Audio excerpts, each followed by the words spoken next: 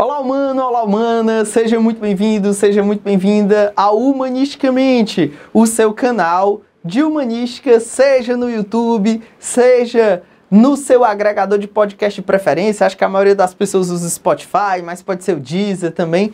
Seja o agregador de podcast que você imaginar, nós estaremos lá, assim como estamos também no YouTube. É uma grande satisfação recebê-los, é uma grande satisfação recebê-las para mais um episódio aqui do Humanisticamente, onde a gente pode debater sem medo todos os temas que são importantes para a humanística, esse campo de estudo que pensa a humanidade, que pensa temas ligados ao que se chama tradicionalmente de humanismo, mas com relação com o direito, né? Sempre a gente pauta aqui as nossas temáticas sobre uma perspectiva jurídica, que é onde aqui nós atuamos. Então, hoje, no episódio de hoje, nós vamos discutir um tema que está, assim, no ponto alto dos debates sociais, que é o tema do racismo estrutural. E como não poderia ser diferente, nós vamos discutir a partir da obra homônima Racismo Estrutural, de Silvio de Almeida, que atualmente, no momento em que esse podcast e esse vídeo do canal do YouTube está sendo gravado, neste momento e tomara que seja por bastante tempo, a não ser que ele saia para voar voos ainda maiores, né? É ministro dos Direitos Humanos do governo Lula III. Então, quem sabe ele não pode ser ministro do STF, né? E aí esse episódio fique desatualizado por um excelente motivo. Mas aqui nós vamos falar de racismo estrutural, tendo como principal referência teórica o racismo estrutural do Silvio de Almeida, grande professor, grande estudioso, pessoa por quem tenho a maior admiração e respeito. E nós vamos falar aqui a partir de um segmento, de uma aula nossa, que é uma aula do curso de Introdução à Humanística do OUS, e é um bloco de uma aula só, basicamente, que a gente vai trabalhar aqui, onde a gente vai trabalhar os tipos de racismo, o racismo individual, o racismo institucional, o racismo estrutural, e aí apresentar o conceito de racismo estrutural, bem como trabalhar algumas ideias do Silvio de Almeida, que são as ideias de racismo enquanto processo histórico, racismo enquanto processo político e racismo enquanto ideologia. Então, acho que vai poder agregar bastante aí para você que está estudando humanística. É um tema muito importante e, assim, vamos começar a falar sobre isso logo após a nossa vinheta. Vamos lá! Vamos lá, galera, vamos voltar aqui para mais um bloco. E nesse segundo bloco a gente volta falando dos tipos de racismo. Racismo individualista, institucional e estrutural. Esses três conceitos talvez sejam os conceitos-chave assim, para a gente entender racismo na obra do Silvio de Almeida. Ele faz uma clara demarcação teórica, uma clara demarcação conceitual entre esses três tipos de racismo. Existe o racismo ao nível individual, existe o racismo ao nível institucional e existe o racismo estrutural. Então, o que é o racismo individualista ou individual? O racismo, segundo essa concepção, é concebido como uma espécie de patologia ou anormalidade. Seria um fenômeno ético ou psicológico de caráter individual ou coletivo, atribuído a grupos isolados, ou ainda seria o racismo uma irracionalidade a ser combatida no campo jurídico por meio de sanções civis ou mesmo criminais.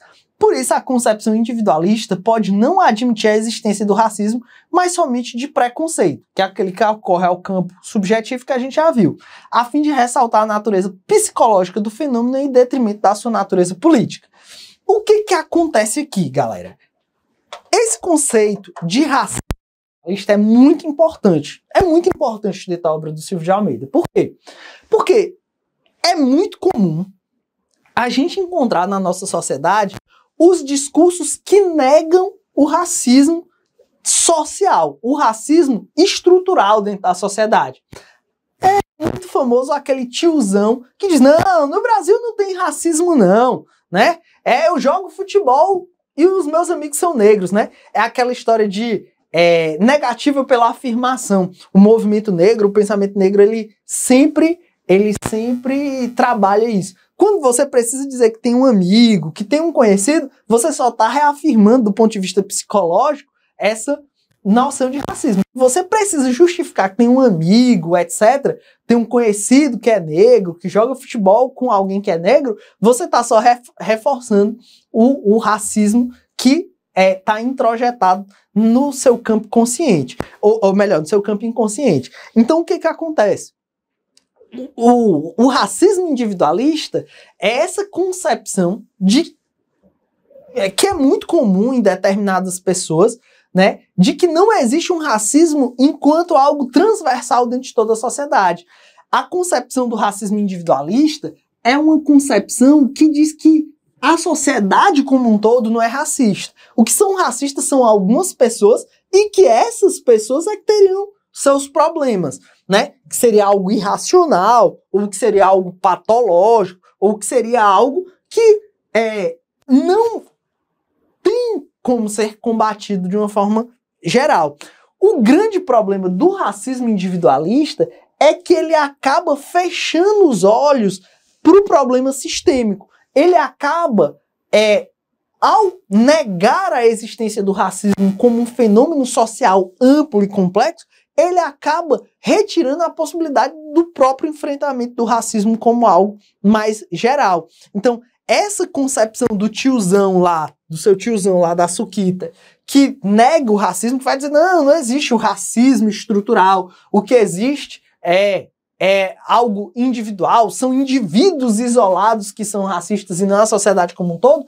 O grande problema dessa concepção é que ela fecha os olhos ao problema ao nível político, ao nível econômico, e assim nos impede de combater esse racismo, mantendo os espaços sociais segregados. Então, o grande problema do racismo individualista não está na sua ideia de que são os indivíduos que são racistas, porque é óbvio que tem indivíduos que são mais racistas do que os outros, né? Você pegar aí um neonazista, é óbvio que esse indivíduo é muito mais racista do que outros indivíduos dentro da sociedade, né? Que acabam sendo racistas até, às vezes, sem perceber. O nazista, ele é racista e tem orgulho disso, né? Então, tem outras pessoas que até tentam lutar contra o seu racismo e não conseguem, muitas vezes. E aí, faz sentido dizer que é até algo patológico.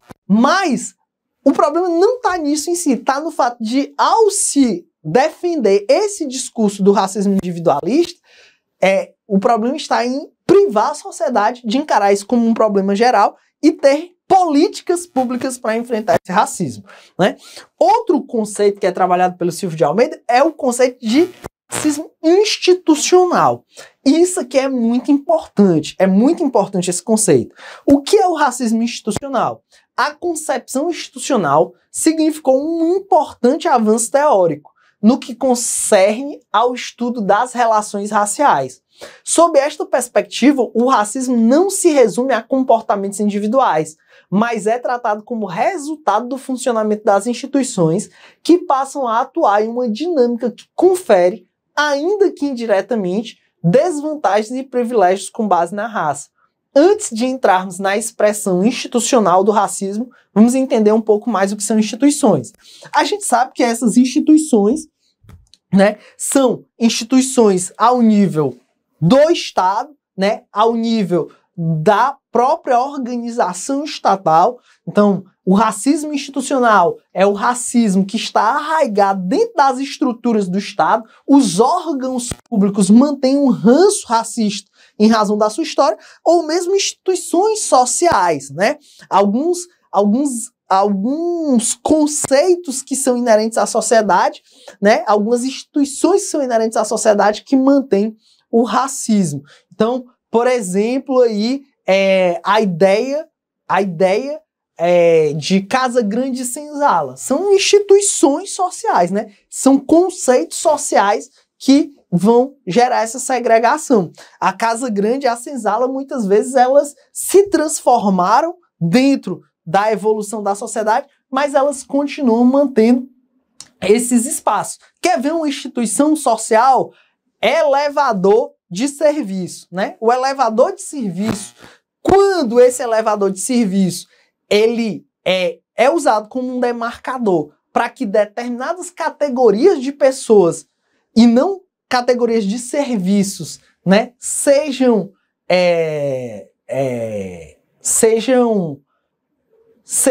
segregadas, isso é um resquício de Casa Grande Senzala, isso é uma instituição dentro da nossa sociedade. Então, a instituição existe ao nível do Estado e existe enquanto instituição sociológica. Professor, eu não entendi o exemplo do elevador de serviço. Porque o que acontece? O elevador, ele não era para ser de serviço, ele era para ser elevador de carga. Então, o elevador, ele não era para ser um demarcador de pessoas, ele era para ser um demarcador de serviço, ou seja, para transporte de carga, para transporte do lixo, mas em alguns lugares ele é um demarcador de pessoas. Por exemplo, empregadas domésticas só podem entrar em elevador de serviço. Isso aí é totalmente segregação, isso é resquício de Casa Grande Senzala. Por que a empregada doméstica não pode andar no elevador social? Ela tem que andar no elevador de serviço. Isso é Casa Grande Senzala. Você dizer, não, você só pode carregar móveis de uma mudança no elevador de serviço, ok. Você está fazendo uma demarcação do serviço, realmente, né? De carga, de objeto. O lixo só pode ir no elevador de serviço, beleza. Agora, quando você diz, o lixo só vai no elevador de serviço, empregado doméstico só vai no elevador de serviço, a empregado doméstico é o quê? Nessa realidade, isso é uma instituição de Casa Grande Senzala. Então, instituições são órgãos do Estado, mas também essas instituições ao nível sociológico. Defender a ideia de racismo institucional foi um avanço. Por quê? Porque foi a percepção de que o racismo não existe só ao nível institucional. O racismo, ele existe também ao nível das instituições sociais e estatais. Então, transcende o indivíduo, está na sociedade, está no Estado. Quando a polícia tem um perfil de criminoso, e esse perfil de criminoso é pobre, é periférico, né? Tem um fenótipo negro, o reconhecimento, olha aí uma boa questão de prova, né? A questão do reconhecimento fotográfico e a questão racial. O reconhecimento fotográfico, ao gerar quase 80% de condenação de negros, mostra que a instituição polícia, ela é uma instituição marcada pelo racismo. Quando a polícia chega atirando, metralhando em comunidade, isso aí é uma marca do racismo institucional. Então, o racismo institucional, ele é importante por mostrar que o racismo não existe apenas ao nível individual. Ele está nas instituições do Estado e nas instituições sociais, né? O caso aí do elevador, né? E aí a gente lembra aí da música, né? Elevador é quase um templo, né? Herança do passado, né? Mas não vou cantar para vocês, não, vou privar vocês desse constrangimento, né? De ficar com vergonha alheia por mim, né? Porque eu sei que eu, como cantor, devo me ater como um professor de filosofia, né? Então, o que acontece? O racismo institucional foi importante por transcender esse nível individual. Inclusive, o Silvio de Almeida, no livro dele, ele ressalta que essa ideia de racismo institucional ele começa dentro do movimento Black Power. Então, ele considera um avanço conceitual importante falar de racismo institucional. Mas, o Silvio de Almeida, ele diz expressamente no livro, nós não fazemos como a maioria dos autores trata racismo institucional como sinônimo de racismo estrutural. O Silvio de Almeida fala isso, a maioria dos autores trata racismo estrutural como sinônimo de racismo institucional. E aqui nesta obra, nós tratamos como coisas diferentes. Então, o Silvio de Almeida, ele reconhece a importância do conceito de racismo institucional, mas ele trata como algo diferente do racismo estrutural. Ele considerou um avanço importante a ideia de racismo institucional, mas ele diz que o racismo estrutural é diferente e é mais profundo do que o racismo institucional. Professor, então ele nega o conceito de racismo institucional? Não, não nega. Racismo institucional e racismo estrutural são coisas diferentes, mas isso não significa que não exista racismo institucional. Isso não significa que dentro do racismo estrutural a gente não possa reconhecer uma dimensão institucional do racismo. Então, o racismo estrutural, ele conceitualmente não é incompatível com a seguinte frase: a polícia praticam racismo institucional. Isso é compatível com a ideia de racismo estrutural, sem problema nenhum. Só que racismo estrutural não é sinônimo de racismo institucional. E racismo estrutural é até mais profundo do que o racismo institucional. Por quê? Isso vem justamente dos conceitos socioantropológicos de instituição e de estrutura, né? Instituição são esses elementos do Estado ou da sociedade, né? Esses conceitos que vão sendo tratados como fenômenos normais dentro da sociedade. E estrutura é algo mais complexo. E aí, o que é o racismo estrutural? Lá no finalzinho do tópico, ele resume o que é o racismo estrutural, né? Que é o grande conceito do livro. O que é o racismo estrutural? Racismo é uma decorrência da própria estrutura social, ou seja, o modo normal com que se constituem as relações políticas, econômicas, jurídicas e até familiares, não sendo uma patologia social e nem um desarranjo institucional. O racismo é estrutural. Comportamentos individuais e processos institucionais são derivados de uma sociedade cujo racismo é regra e não exceção. O racismo é parte de um processo social que decorre, um processo social que ocorre pelas costas dos indivíduos e lhes parece legado pela tradição. Nesse caso, além de medidas que coíbam o racismo individual e institucionalmente, torna-se imperativo refletir sobre mudanças profundas nas relações sociais e políticas, bem como econômicas. Então, o que ele está dizendo? Que o racismo, na sua perspectiva estrutural, ele não nega que existe o racismo individual e institucional. Continua existindo racismo individual e institucional. Só que enquanto o racismo institucional, ele vê o racismo como um desarranjo, ele vê um racismo como uma falha das instituições, o racismo estrutural, ele é algo que é uma realidade posta dentro de uma sociedade. A sociedade, ela se construiu para ser daquela forma. A sociedade, ela considera normal o racismo. O anormal passa a ser o não racismo. Então, o racismo estrutural é aquele que, na realidade de uma sociedade, o que é antiético é o que é o aceito pelas pessoas, enquanto que o ético é o excepcional. Então, o racismo estrutural é aquele que, em razão dos processos históricos, políticos, jurídicos, ideológicos, a sociedade tratou como normal o que é racista. Então, o racismo estrutural, ele é diferente do racismo institucional justamente porque o racismo institucional trata o racismo como uma disfunção das instituições. O racismo estrutural, não. Ele entende que a sociedade acabou normalizando aqueles processos e que o racismo passou a ser algo normalizado dentro dessa sociedade. Então é aquela história que eu falei no começo da aula.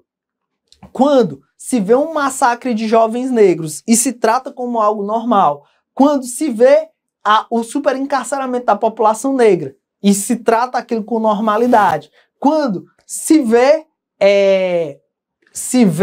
a objetificação, né? Tratar a mulher negra como um objeto e se trata como normal, isso é racismo estrutural. Quando negros ganham menos que brancos, quando negras ganham menos que brancos e brancas, isso aí é racismo estrutural. Se normaliza o que é segregador. A viabilidade da reprodução sistêmica de práticas racistas está na organização política, econômica e jurídica da sociedade. O racismo se expressa concretamente como desigualdade política, econômica e jurídica. Porém, o uso do termo estrutura não significa dizer que o racismo seja uma condição incontornável e que as ações e políticas institucionais antirracistas sejam inúteis, ou ainda que indivíduos que cometam atos discriminatórios não devam ser pessoalmente responsabilizados.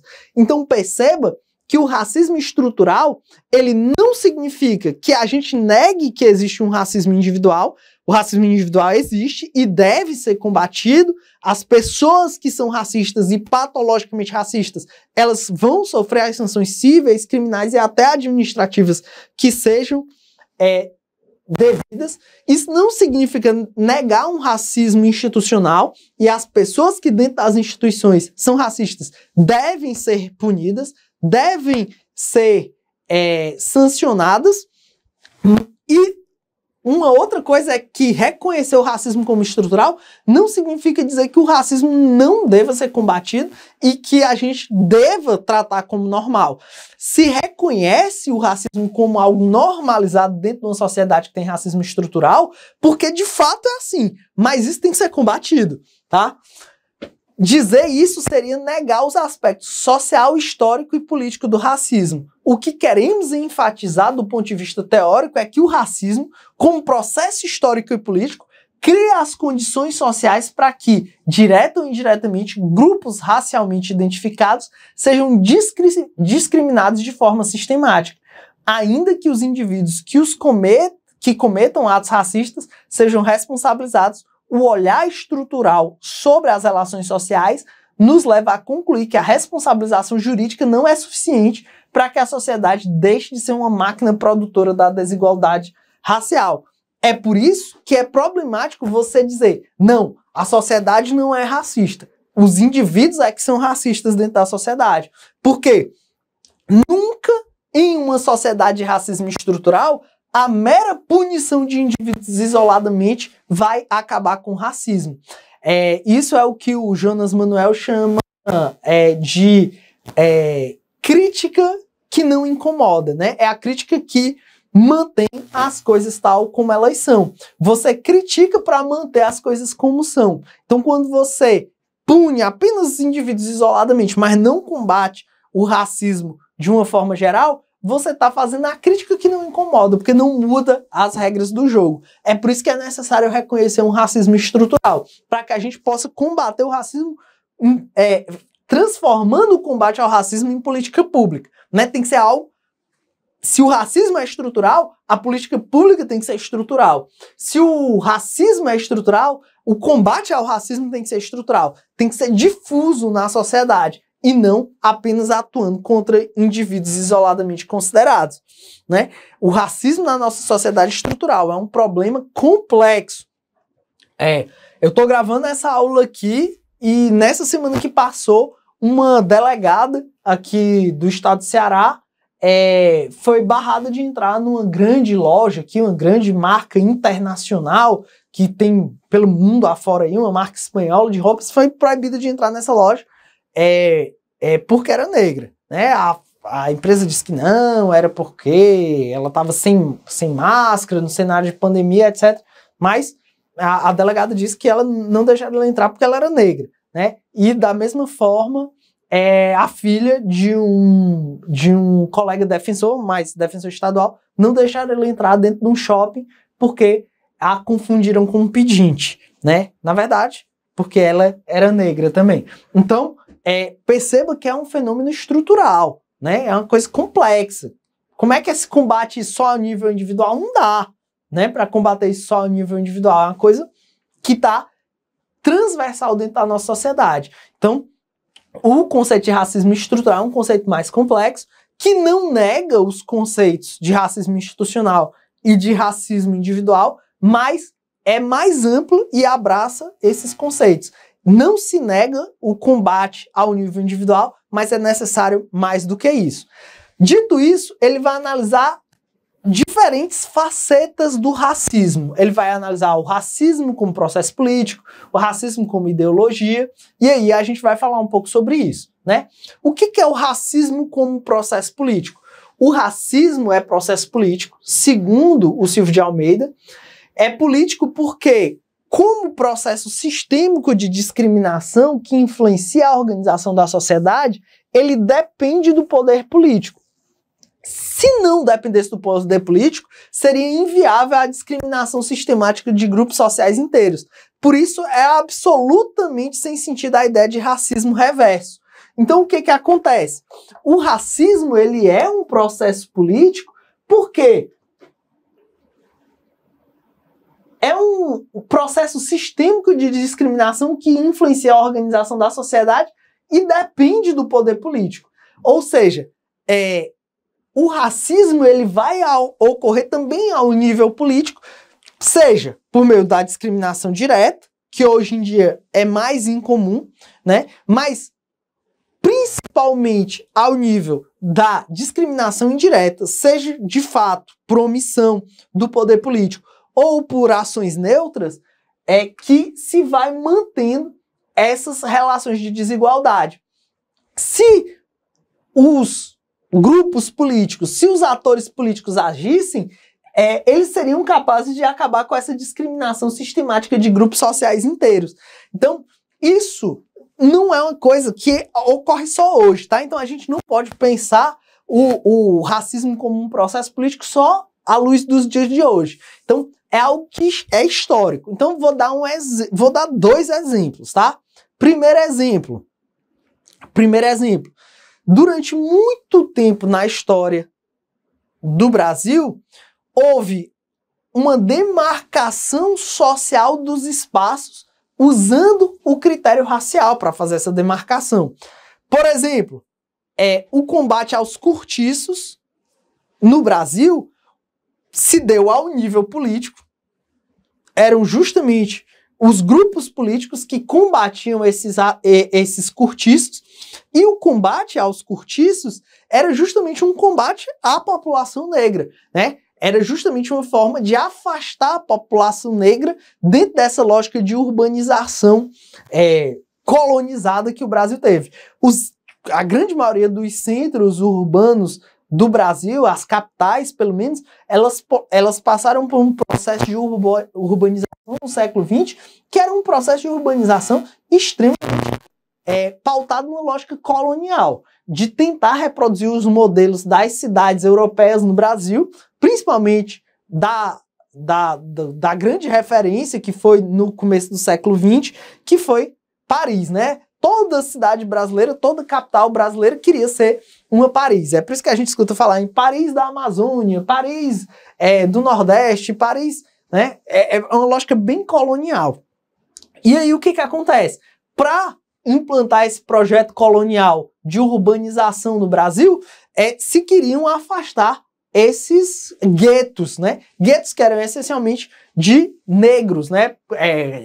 Justamente negros que após a libertação não tiveram uma política pública para sua inserção e seu progresso dentro da sociedade, acabaram morando nesses cortiços. E aí, num determinado momento, se quis combater esses cortiços, principalmente sobre uma lógica higienista, né, de combater a febre amarela, etc., se foi afastando esses cortiços desses centros urbanos, e isso gerou a favelização. Então, perceba como foi o coração do poder político que gerou essa segregação do espaço público urbano brasileiro, né? Então, o racismo, ele ocorre a um nível político, seja um nível político por ação, expressamente, seja por omissão, né? Então, o racismo, ele ocorre, sem dúvida nenhuma,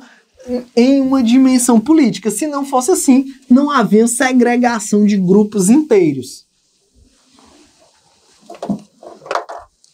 E, pelo próprio exemplo que eu dei, obviamente que existe o racismo também como um processo histórico, né?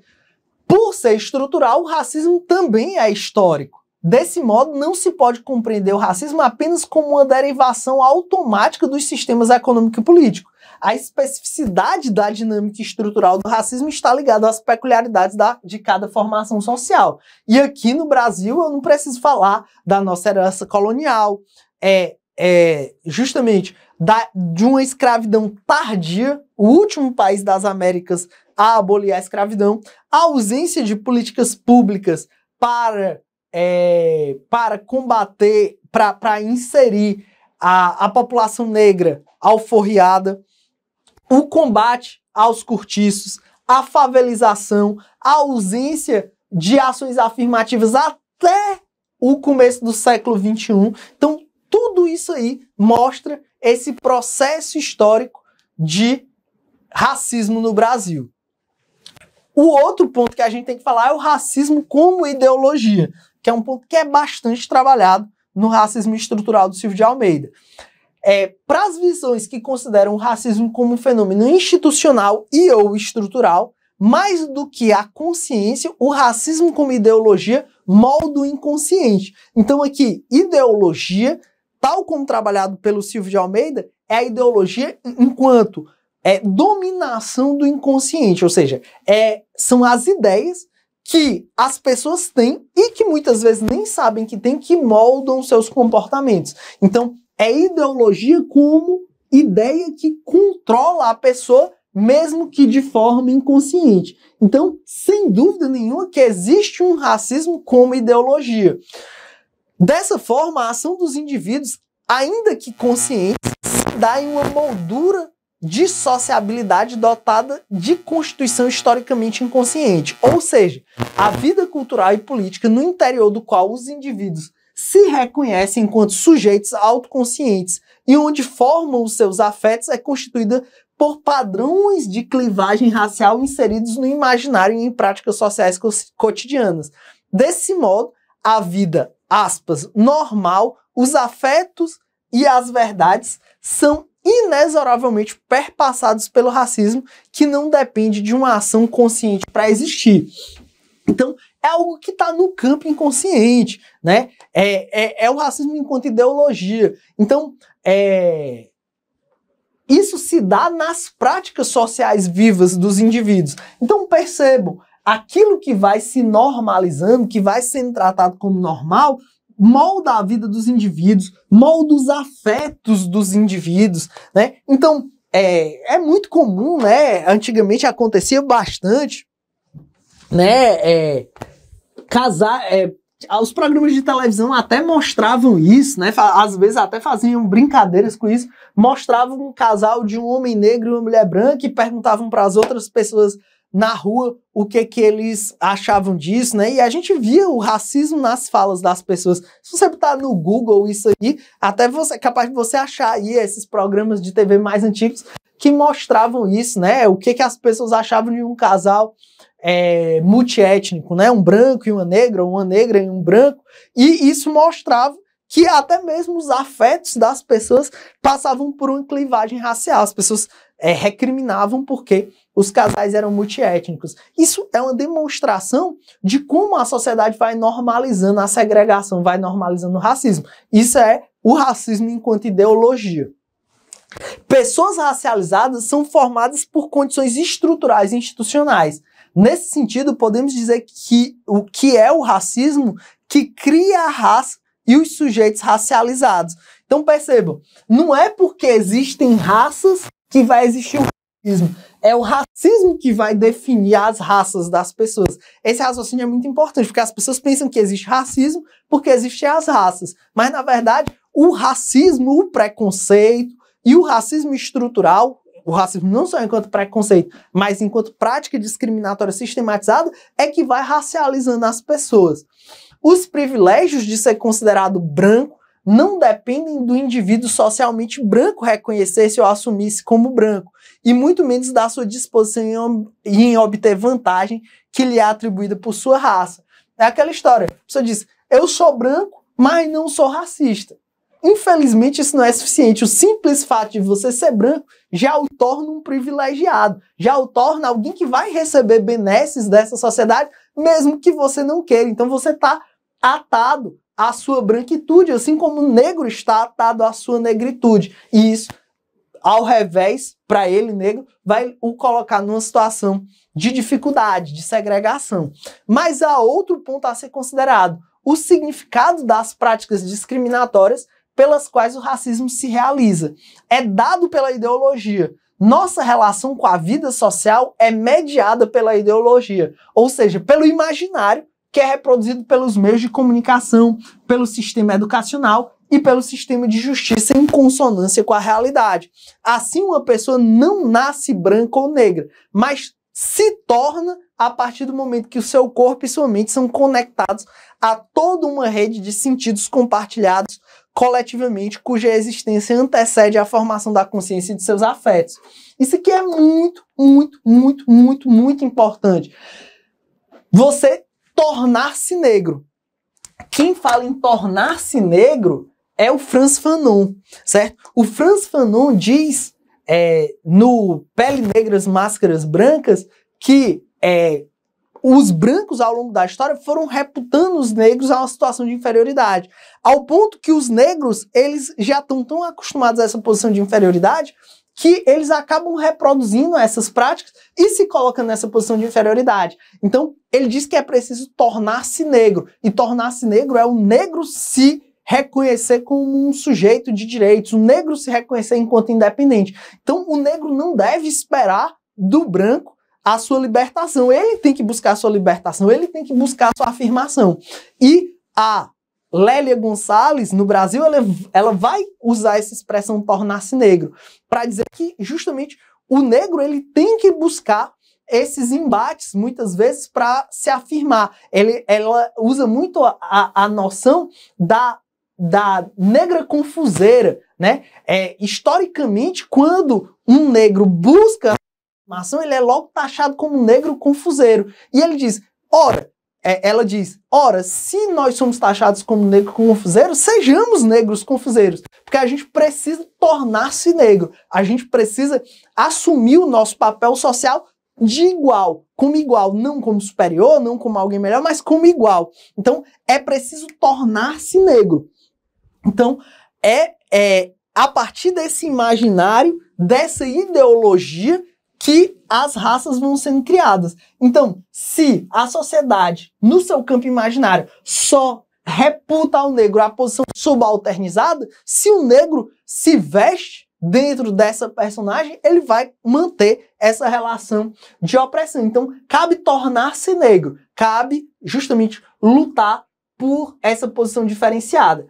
E isso ocorre realmente sobre uma perspectiva quase imaginária. Quando você assiste uma novela brasileira, principalmente uma novela da Globo, quem é que são os negros da novela? Normalmente é o empregado doméstico, né? É o motorista, é o jardineiro, né? E sempre que aparece lá, os brancos são os empresários, os brancos são os ricos, os brancos são as autoridades de justiça. Então, isso aí é justamente essa construção ao campo do imaginário, né? É muito interessante o Alto da Compadecida, né, do Ariano Suassuna, porque Jesus aparece como? No Alto da Compadecida, Jesus aparece negro, né? E aí o João Grilo diz, oxe, mas o senhor não tá queimadinho demais? E aí Jesus no Alto da Compadecida ele diz, João, eu vim assim para chocar mesmo, eu vim aqui para mostrar que eu sou assim. Então, o Jesus do Alto da Compadecida é o negro confuseiro, né? É o negro confuseiro aí da Lélia Gonçalves. Então, sejamos negros confuseiros, né?